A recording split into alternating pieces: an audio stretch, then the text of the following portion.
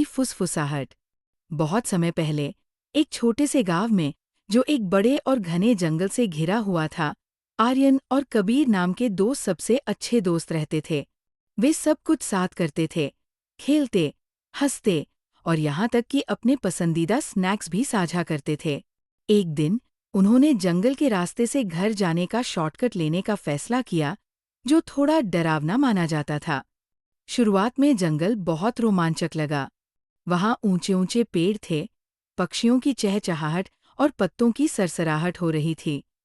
लेकिन जैसे जैसे सूरज ढलने लगा, जंगल की परछाइयाँ लंबी होने लगीं और जंगल अब मज़ेदार नहीं लग रहा था। दोनों ने एक दूसरे को कसकर पकड़ लिया। उनके दिल ढोल की तरह जोर-जोर से धड़कने लगे। अचानक वे वहीं रुक गए। उनके सामने एक बड़ा, बालों वाला भालू खड़ा था। उसकी आंखें चमक रही थीं और वो भूखा लग रहा था। आर्यन ने बिना एक पल सोचे पास के पेड़ पर चढ़ाई कर दी, गिलहरी से भी तेज। उसने पीछे मुड़कर कबीर को देखने की भी कोशिश नहीं की।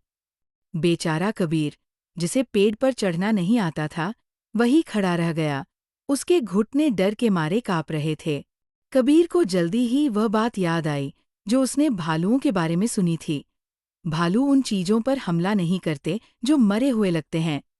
इसलिए वह जमीन पर लेट गया, अपनी सांस रोककर लकड़ी के लट्ठे की तरह बिल्कुल स्थिर हो गया।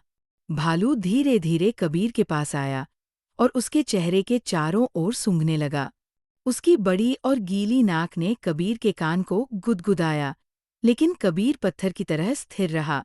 कुछ देर बाद भालू और पास झुका, जैसे कुछ फुसफुसा रहा हो, और फिर चुपचाप जंगल में चला गया। जब खतरा टल गया, आर्यन पेड़ से नीचे उतरा। उसका चेहरा शर्म से लाल था। वाह कबीर, ये तो बहुत नज़दीक था। भालू ने तुम्हारे कान में क्या फुसफुसाया? उसने पूछा, थोड़ा जिज्ञासु और थोड़ा डरते हुए।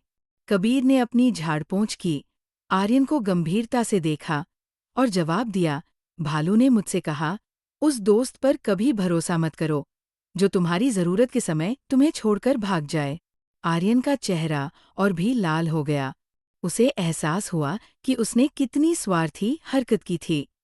उस दिन से आर्यन ने वादा किया कि वो हमेशा सच्चा दोस्त बनेगा, जो कबीर का कभी साथ नहीं छोड़ेगा, चाहे कुछ भी हो। The lesson. Never trust a friend who runs away when you need him.